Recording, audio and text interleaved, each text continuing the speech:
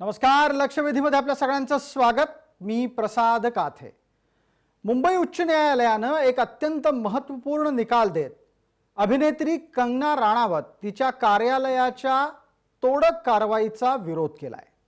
उच्च न्यायालयानं निकाल देताना जे म्हटलंय ते निश्चितच दिशादर्शक आहे आणि सत्ताधाऱ्यांच्यासाठी ते कान उपटणारं आहे. उच्च न्यायालय आपल्या निकालात अतिशय स्पष्टपणे म्हणतं की कंगनाच्या कार्यालयाला तोडण्याची कारवाई ही द्वेषपूर्ण होती. त्यांनी इंग्लिशमध्ये मॅलिस असा शब्द वापरलाय. या शब्दाचं मराठी भाषांतर करताना द्वेष अथवा आकस असं केलं जाऊ शकतं. याच शब्दाच्या आधारे खरं तर सर्व प्रकारची चर्चा उभी राहते. याचं कारण असं कारण सत्तेत आलेला प्रत्येक माणूस आपली शपथ घेताना असं ठामपणे सांगतो की तो व्यक्ती राज्यातल्या कोणत्याही व्यक्तीच्या विरोधात आकसानं अथवा ममत्व भाव बाळगून कारवाई करणार नाही. मात्र कंगना राणावतच्या कार्यालयाच्या बाबतीत जे काही झालं त्यात आकस दिसला असं न्यायालयाला वाटतं. उच्च न्यायालयानं इतकी कठोर भूमिका घेणं हे निश्चितच राज्यकर्त्यांच्या हेतूविषयी शंका घेणारं आहे आणि त्याच निमित्तानं आजच्या लक्षवेधीमध्ये काही प्रश्न उपस्थित राहतात. ज्या वेळेला उच्च न्यायालय असं म्हणतं की लोक बोलतात, राज्यकर्त्यांनी लोकांकडे दुर्लक्ष करायचं असतं, लोक बोलतात म्हणून राग बाळगून कायद्याची अंमलबजावणी करायची नसते आणि इतकंच नाही तर लोकांनी सुद्धा सार्वजनिकरित्या प्रतिक्रिया देताना जबाबदारी बाळगायला हवी. जेव्हा भारतीय राज्यघटनेचं सर्व मूल्य जपण्याची जबाबदारी असलेलं न्यायालय असं सांगतं तेव्हा आपल्या हातून एक अत्यंत गंभीर चूक घडलेली आहे याची जाणीव प्रशासनाला आणि राज्यकर्त्यांना व्हायला हवी. महाराष्ट्रासारखं राज्य ज्यामध्ये देशातले 40% कोरोना बाधित आहेत, असं राज्य ज्याच्या डोक्यावरचा कर्जाचा बोजा कमी होता होत नाहीये, असं राज्य ज्यामध्ये रोजगारापासून कृषीपर्यंत अनेक संकटांची मालिका सुरू आहे, तिथं एका ट्विटवरून चिडून जाऊन कोणत्या तरी बांधलेल्या क्षेत्राला उद्ध्वस्त करण्याचं काम करायचं आणि त्यानंतर पक्षाच्या मुखपत्रामध्ये उखाड दिया अशी भूमिका घ्यायची हे न्यायालयाला पटलेलं नाही. आमची आजची चर्चा ही न्यायालयाच्या निष्कर्षांच्या आधारे आहेच, पण त्याचबरोबर राज्यकर्त्यांना आपल्या सत्तेतल्या जबाबदाऱ्या आणि भान आहे का हा प्रश्न उपस्थित करायलाही भाग पाडणारी आहे. त्याच निमित्तानं आजची लक्षवेधी चर्चा कंगनाच्या कार्यालयावर कारवाईची गरज होती का?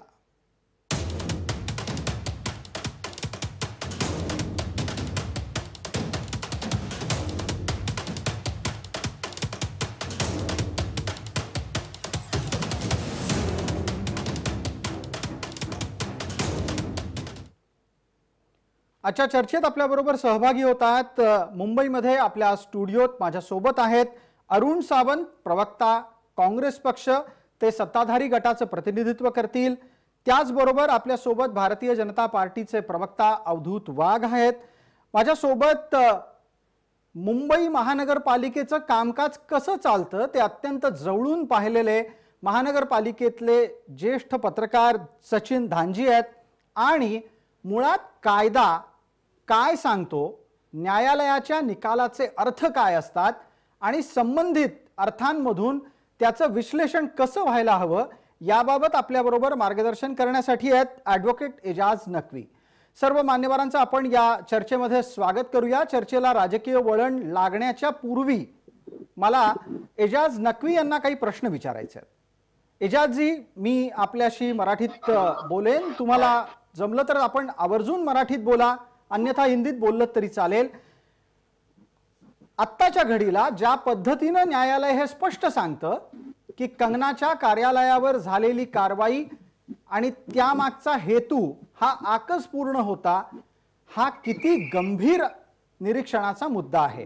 कारण त्यातून राज्यकर्त्यांच्या हेतूबरोबरच राज्यकर्त्यांचा जनतेप्रती दृष्टिकोन काय आहे या दोन्ही गोष्टी समोर येत आहेत. Ejaz ji, rule of law, entire machinery and पूरा सगड़े डिपार्टमेंट एंड सगड़े बीएमसी, एक तो है ये है कि ये कानून रूल ऑफ लॉ से चलता है और ये कानून सब पार्लियामेंट या असेंबली में पास किए गए हैं। और दूसरा ये है कि जो ऑफिसर है, head of the department, politically appointed है या एग्जीक्यूटिव है, दोनों ने शपथ पत्र दिया है कि वो द्वेषपूर्ण कार्रवाई, किसी के हित की कार्रवाई, किसी से बायस होकर के कार्रवाई नहीं करेंगे। महाराष्ट्र सरकार भी इसमें शामिल है, चूंकि उसी का अर्बन डेवलपमेंट मिनिस्ट्री के अंदर में ये आता है बीएमसी। रूल ऑफ लॉ का वायलेशन किया गया, तभी कोर्ट ने मैलिसफुल एक्शन के बारे में प्रकाश डाला।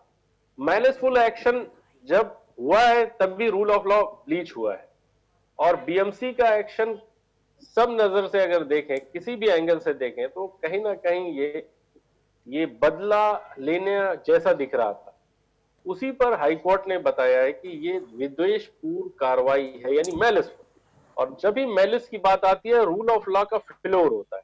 रूल ऑफ लॉ से अगर कोई बीएमसी नहीं चल रही है या कोई भी ऑर्गेनाइजेशन नहीं चल रहा है, तो कहीं ना कहीं ये बहुत सीरियस इशू है कि वो डिपार्टमेंट रूल ऑफ लॉ का फॉलो नहीं कर रहा है अदालत के नजरिए से। बाकी काय रूढमध्ये काय तुमच्या समोर सगळे माहिती है, लेकिन अदालत ने एक बार कह दिया कि रूल ऑफ लॉ का ब्रीच हुआ है और मैलिसफुल इंटेंशन से एक्शन किया गया है। ये बहुत बड़ा डेंट है एक ऑर्गेनाइजेशन का काम करने के नजरिए और उसके स्कोप के ऊपर। अपने आप में एक बहुत बड़ा पटाक्षेप है, धब्बा रहेगा। बिल्कुल और इस बेसिस को लेकर के अगर ऍडव्होकेट एजाज नकवी यांनी दिलेलं निरीक्षण आपल्या समोर आलं। ऍडव्होकेट एजाज नकवी म्हणतात की न्यायालयाचं निरीक्षण हे व्यवस्थेला मोठ्या प्रमाणात धोका आणि धक्का लावतं। याचं कारण असं व्यवस्था कशा पद्धतीने काम करते हे या निमित्ताने अधोरेखित होतं। अरुण सावंत, आपण आज चर्चेला मवियाचे प्रतिनिधी म्हणून आला आहात। नेमक्या वर्षपूर्तीच्या दिवशीच या विषयावर चर्चा व्हावी की प्रतिमेला एक खूप मोठा काळा डाग आजच लागावा? हे पहा, कोणत्याही प्रकारचा काळा डाग या घटनेने महाराष्ट्राच्या सरकारला लागलेला नाही। महाराष्ट्राचं सरकार हे अतिशय उत्तमरित्या आपला कारभार करत आहे। हा जो काही आजचा जो काही प्रश्न आहे, आजचा जो काही निकाल आहे, तो महानगरपालिकेच्या संबंधित आहे। आपण त्याला महाराष्ट्र सरकारशी, महाविकास आघाडीशी जोडू नका। जो काही निर्णय किंवा जो काही निकाल हायकोर्टाने दिले त्यात स्पष्टपणे हायकोर्टाच्या जजनी सांगितलेलं आहे की बीएमसी कडून म्हणजेच मुंबई महानगरपालिकेकडून ही जी काही घटना घडली होती, तोडक कारवाई म्हणा किंवा नोटीस बजावण्याची कारवाई म्हणा, या दोघांमध्येही हायकोर्टाने मुंबई महानगरपालिकेला तिथे चुकीचा निर्णय घेतला असं फटकारलेले आहे, महाराष्ट्राच्या सरकारला नाही। महाराष्ट्राच्या सरकारला फटकारलेलं नाही। क्या बात आहे। म्हणजे हा तर्क अतिशय पूर्वीपासून कार्यरत होता आणि या निमित्ताने अवधूत वाघ यांना विचारावं लागेल, महानगरपालिकेला फटकारलंय, महाराष्ट्र सरकारला नाही, त्यामुळे महाराष्ट्र सरकारच्या प्रतिमेवर आणि राज्यकर्त्यांच्या हेतूवर कोणतीही शंका घेण्याचं कारण नाही, हा सत्ताधाऱ्यांचा बचाव आहे। अवधूत वाघ, मला कसं आहे, सावंत साहेबांना त्यांचं काम करू देत, कारण ते शेवटी त्या पक्षाचं रिप्रेझेंट करतात आहेत, तर त्यांना ते करणं भाग आहे आणि त्यांनी ते करावं। तुम्ही जो प्रश्न उपस्थित केलेला आहे त्या प्रश्नाचा मी एक उपप्रश्न तयार करतो, त्याला मी एक्सटेन्शन देऊ इच्छितो। तुम्ही म्हणालात की कंगनाच्यावर ही कारवाई करायची गरज होती का, याच्यावर काही जण हो म्हणतील, काही जण नाही म्हणतील, पण मला एक लावायचं आहे, एवढ्या तडकाफडकी आणि 24 तासाच्या केवळ वेळ देऊन करायची गरज होती का? एके ठिकाणी तुमच्या ठाण्याचे शिवसेनेच्या आमदारांवर ज्यावेळी ईडीची कारवाई होते त्यावेळी संजय राऊत म्हणतात की ते घरी नसताना तुम्ही अशी काय कारवाई केली, म्हणजे you have not given him sufficient time, असं त्यांचं म्हणणं आहे। आणि कंगना घरी तर सोडाच, ती दिल्लीला असताना तिच्यावर कारवाई केलेली आहे। तर त्याच्यामुळे प्रत्येक ठिकाणी डबल ढोलकीसारखं बोलायचं हे योग्य नाहीये। आता मूळ प्रश्नाकडे येऊ की कंगनाचा बंगला काय पळून जाणार नव्हता, तिने केलेलं जर अनधिकृत बांधकाम असेल तर ते काही चेंज होणार नव्हतं। अशा वेळी तिला सफिशियंट कमीत कमी 48 तासाची, कमीत कमी 72 तासाची नोटीस तरी दिली पाहिजे होती। कमीत कमी तिला तिचं म्हणणं मांडायची तरी संधी दिली पाहिजे होती। मला वाटतं कुठच्याही आरोपीवर कारवाई करायच्या आधी पोलिसांनी किंवा कोणी त्याला सफिशियंट टाइम दिला पाहिजे। कुठच्या पण आरोपीवर जर तुम्ही हा एक मुद्दा आहेच आणि त्याची चर्चा न्यायालयात निश्चितच झाली असेल. आपल्याकडे हा मुद्दा घेऊन आलोच होतो की कशा पद्धतीनं राज्य सरकार म्हणतंय, म्हणजे मवियाचे प्रतिनिधी या नात्यानं सांगितलं जात आहे की राज्य सरकार जबाबदार नाही, महानगरपालिका जबाबदार आहे. सचिन धांजींना माझा प्रश्न आहे. सचिन धांजी, ज्या वेळेला हा वाद सगळा पेटला तो सगळा वाद केवळ आणि केवळ महानगरपालिकेला वाटावं म्हणून कारवाई व्हावी इतक्या सहजप्रमाणे सांगितला जाऊ शकतो का? आणि यात राज्य सरकारचा काहीही हात नाही हेही इतक्या सहजपणे मान्य केलं जाऊ शकतं का? प्रसादजी, एक गोष्ट लक्षात घेण्यासारखी आहे की मुंबई महापालिकेने जर लक्षात गृहीत आपलं धरलं किंवा लक्षात आणलं किंबहुना मनात आणलं तर ते कुठेही कधीही कारवाई करू शकतात, जे कंगनाच्या केसमध्ये आपल्याला दिसून आलंय. कंगनाच्या प्रकरणामध्ये 24 तासाची नोटीस, जिथे 48 तासाची नोटीस द्यायला पाहिजे होती तिथे 24 तासाच्या नोटीसमध्ये त्यांनी हे काम केलंय. दुसरं म्हणजे हे कोणाच्या सांगण्यावरून झालंय. आपल्या मुंबई महापालिकेच्या अधिकाऱ्यांना कुठेही जेव्हा अनधिकृत बांधकाम होत आहे याची कल्पना नसते, अशातला भाग नसतो. एखाद्या झोपडपट्टीमध्ये जरी बांधकाम झालं तरी सुद्धा अधिकाऱ्यांना माहिती असतं, बंगल्यामध्ये बांधकाम झालं तरी सुद्धा माहिती असतं आणि इमारतीमध्ये झालं तरी आहे. इंटरनल जिथे जिथे चेंजेस करतात ज्या ज्या रूम मध्ये त्याची पूर्ण कल्पना महापालिकेच्या अधिकाऱ्यांना असते, जेईना असते, एईना असते आणि या सगळ्या अभियंत्यांना याची पूर्ण कल्पना असते. आणि त्या वेळेला ते कारवाईची मोहीम एक आरटीआय ऍक्टिव्हिस्टच्या माध्यमातून अर्ज टाकून तिथे मग कारवाई करायची की नाही याचा पुढचा सोक्षमोक्ष लावला जातो. बऱ्याच वेळेला अशा केसेसमध्ये कंप्लेंट आल्यानंतर सुद्धा कारवाई होत नाहीये, हा पार्ट झाला. तर कंगनाच्या केसमध्ये मी तुम्हाला असं सांगेन, कंगनाच्या केसमध्ये मी तुम्हाला असं सांगेन की वरून दबाव आला होता आयुक्तांवरती आणि आयुक्ताने तो एचवेशच्या ऑफिसना त्याची कल्पना दिली आणि त्यानंतर कारवाई झाली आहे. अन्यथा याच्यावरती कारवाई तेवढ्यात तडकाफडकी झाली नसती. अगदी हा एक अत्यंत महत्त्वाचा आपण मुद्दा मांडलाय. अरुण सावंतांना त्या निमित्तानं विचारायचं आहे. अरुणजी, मुंबईत, महाराष्ट्रात अनेक ठिकाणी अनधिकृत बांधकाम आहेत. आपल्या या महाविकास आघाडीचे निर्माते शरद पवार स्वतः असं म्हणतात की अनेक ठिकाणी अशा पद्धतीची अनधिकृत बांधकामं मुंबईमध्ये असतात. थोडक्यात काय तर या प्रकरणाला अशा पद्धतीनं हाताळायची गरज नव्हती. सचिन धांजी यांना महानगरपालिकेचं कामकाज कसं चालतं ते अतिशय चांगलं माहिती आहे. त्यांनी समोर आणलेला मुद्दा महत्त्वाचा आहे. आयुक्तांवर वरून दबाव आला. आता तरी मान्य करताय का अजूनही तुमचा तोच दावा आणि तर्क राहणार आहे की महानगरपालिकेनं स्वतःच्या मनाप्रमाणे केलं? नाही, सचिन धांजी ज्याप्रमाणे आता म्हणाले की आयुक्तांना वरून कोणाचा तरी दबाव आला होता.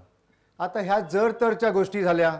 सचिन धांजी यांच्याकडे असं काही लेखी कागदपत्र सापडलीत का किंवा काही रेकॉर्डेड टेप सापडली का की बाबा वरून फलाना मंत्र्याने आयुक्तांना फोन केला आणि सांगितलं की उद्याच्या उद्या कंगना राणावत यांच्या घरी जायचं किंवा त्यांच्या ऑफिसवर जायचं आणि ते जमीनदोस्त करायचं. हे एक ठरवलं त्या सिच्युएशनला त्या वेळेस जे नेते होते त्यांच्यावरती त्यांनी ते वाक्य ठरवून सांगितलं की फलाना व्यक्तीने यांना फोन करून सांगितलं.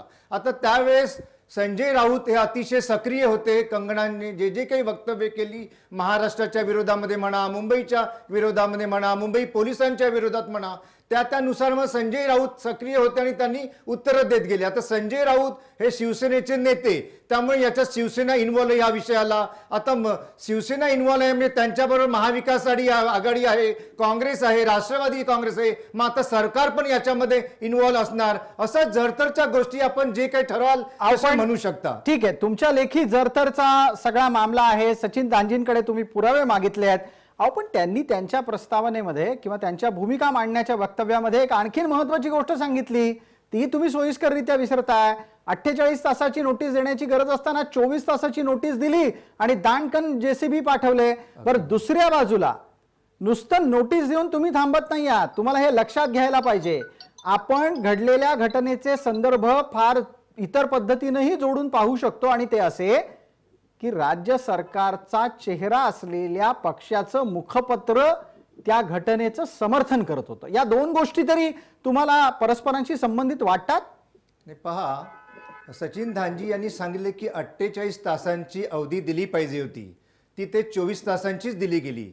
आता हा मुंबई महानगरपालिकेचा चुकीचा तिथे हे निर्णय घेतला गेला आणि म्हणूनच हायकोर्टाने त्यांना फटकारलेले आहे. आता ही जबाबदारी मुंबईचे जे आयुक्त आहेत चहल साहेब किंवा मुंबईच्या ज्या महापौर आहेत त्यांची होती. मग हे तुम्ही सरकारवर लादू नका. हे प्रकरण महाविकास आघाडीकडे तुम्ही प्रत्येक वेळेस बोट दाखवू नका, ही माझी आपणास विनंती आहे. ठीक आहे, अवधूत वाघ यांच्यासाठी हा मुद्दा महत्वाचा आहे की जबाबदारी महापौर आणि आयुक्तांची आहे, राज्य सरकारची नाही. महाविकास आघाडीकडे त्यासाठी बोट दाखवायचं नाही.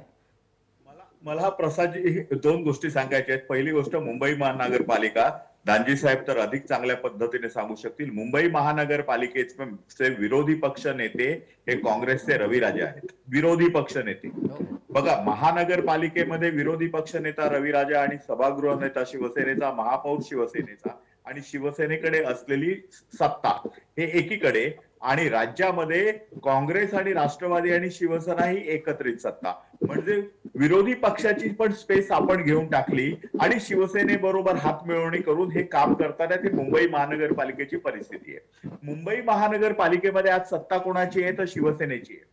मग आता जे सावंत म्हणाले की मुंबई महानगरपालिकेची चूक आहे, त्याला महापौर आणि आयुक्त जबाबदार आहे, मला त्यांना स्पष्ट प्रश्न आहे, तर ह्या गोष्टीसाठी तुम्ही आयुक्त आणखी महापौर याची चौकशी करणार का आणि त्यांच्या राजीनाम्याची मागणी करणार का? जर त्यांची चूक आहे, अरुण सावंत, हाही एक मुद्दा आहे ज्याच्यावर मला उत्तर द्यायला लागेल, कारण तुम्ही स्वतःच हे मान्य केलं की महापौर आणि आयुक्तांनीच त्यांच्या पद्धतीनं त्यांच्या कार्यपद्धतीत चुका झालेल्या आहेत.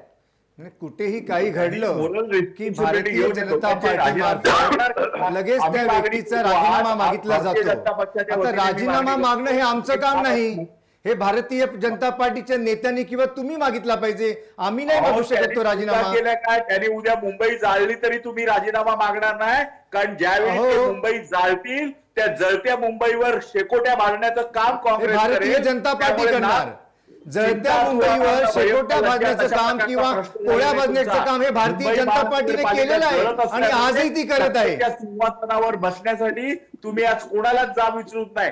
एके ठिकाणी तुम्ही म्हणता की ही महानगरपालिकेची चूक आहे, एके ठिकाणी म्हणता तुम्ही आयुक्तांची चूक आहे, एके ठिकाणी म्हणता तुम्ही ही महापौरांची चूक आहे आणि तुम्ही त्यांचा राजीनामा नाही विचारत, तुम्ही त्याला जाब नाही विचारत. अहो, असले कसले लोकप्रतिनिधी तुम्ही? विरोधी पक्षामध्ये तुम्ही आहात वाघ साहेब, तुमचं काम आहे ते तुम्ही मागा राजीनामा. निघतात त्यावेळी तुम्हाला कशाला निवडून दिलेलं आहे? अरुण सावंत, एकदा मला वाटतं भूमिका ठरवावी लागेल. तुम्ही म्हणताय की विरोधकांनी राजीनामा मागायचा आणि दुसऱ्या बाजूला ज्या वेळेला विरोधक राजीनामा मागतात तुम्ही तोही त्याच्यावर स्वीकारायला तयार नाही किंवा त्याबद्दल भूमिका मांडायला तयार नाही. पहा, एखाद्या व्यक्तीने, वाघ साहेब जरा ऐकून घ्याल का आमचं? बोला अरुण सावंतजी, आपण बोला.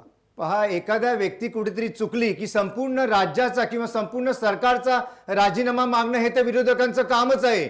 हीच गोष्ट तुम्हाला जेव्हा लागू पडते तेव्हा तुम्ही राजीनामा देता का? केंद्रामध्ये तुमच्या अनेक मंत्र्यांकडून चुका घडतायत, राज्यामध्ये तुमच्या अनेक मंत्र्यांकडून चुका घडल्या, त्यावेळेस आम्ही राजीनामा मागितलेले. किती मंत्र्यांनी तुम्ही राजीनामे दिले किंवा किती मंत्र्यांना तुम्ही सांगितलं की आपलं इथे चुकलेलं आहे? जे काँग्रेसवाले आज राजीनामा मागतायत तो दिला पाहिजे. आपण कधी दिला का आपण राजीनामा?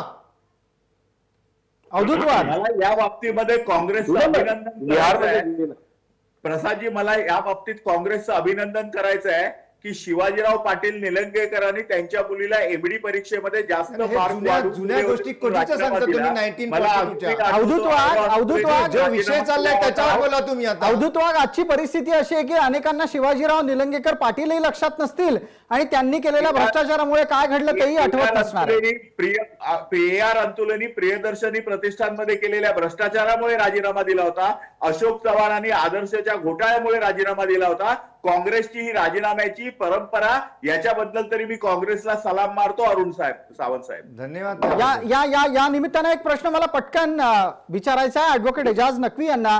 नक्वीजी, ज्या पद्धतीनं राजकारण त्यांच्या पातळीवर लढलं जात आहे, खेळलं जात आहे, त्याला एका क्षणासाठी बाजूला ठेवू, पण महत्वाचा मुद्दा असा की आयुक्त जो भारतीय प्रशासकीय सेवेतला एक अत्यंत महत्वाचा घटक आहे, त्याच्या कार्यकाळात जेव्हा हायकोर्टाचे असे स्ट्रिक्चर्स येतात तेव्हा त्या आयुक्ताच्या कारकिर्दीसाठी ते कितपत गंभीर असतं? नंदिनी सप्तपति मैटर है उड़ीसा का, कुछ तो सीएम का ऐसे ही विदेशपूर्ण काम था, उसका घर तोड़ दिया था, ऐसा ही 1971 वगैरह का. बिल्कुल ऐसा ही मैलिसफुल एक्ट था, सुप्रीम कोर्ट ने पूछा था क्या ऐसा घर और भी आपने तोड़ा है? तो कमिश्नर से आज भी आप भी सवाल कर सकते हैं, क्या यही घर अगर कंगना का बांद्रा ईस्ट में होता तो क्या आप झोपड़े तोड़ते क्या? ये सब पूछ सकते हैं। और ये मैरिजफुल एक्ट में कमिश्नर के ऊपर एक्शन भी हो सकता है। अगर कंपनसेशन के साथ चाहा जाए तो ये पर्सनल पॉकेट से उनको पैसे देने पड़ेंगे, और पर्सनल कैपेसिटी में जिन ऑफिसर्स ने इन्वॉल्व किया है वो पैसे उनकी सैलरी से ही जाएंगे।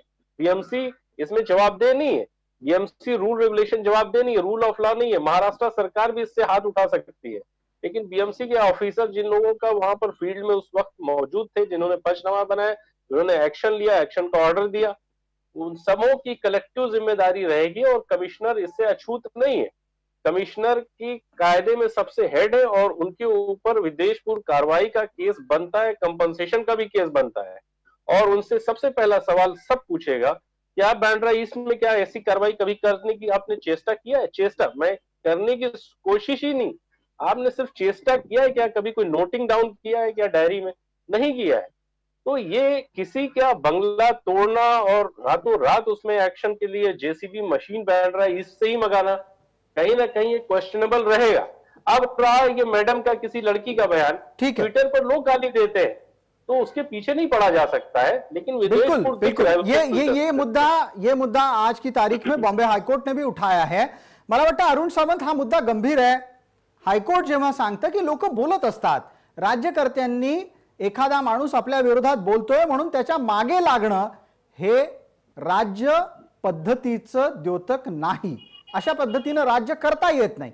तुम्हाला जर असं वाटतं ना की मवियाला या प्रकरणात जबाबदार नाही धरायचं, मला सांगा अहो अशा पद्धतीने मग महापौरांनी पण वागू नये ना, अशा पद्धतीने आयुक्तांनी पण वागू नये। अगदी बरोबर आहे आणि म्हणूनच हायकोर्टाने आज हा निकाल जाहीर केला। आपण जे म्हणता की सरकारने या प्रकारे वागू नये, पहिली गोष्ट म्हणजे प्रत्येक या देशामध्ये जी व्यक्ती राहते तिला लोकशाहीप्रमाणे बोलण्याचा अधिकार आहे।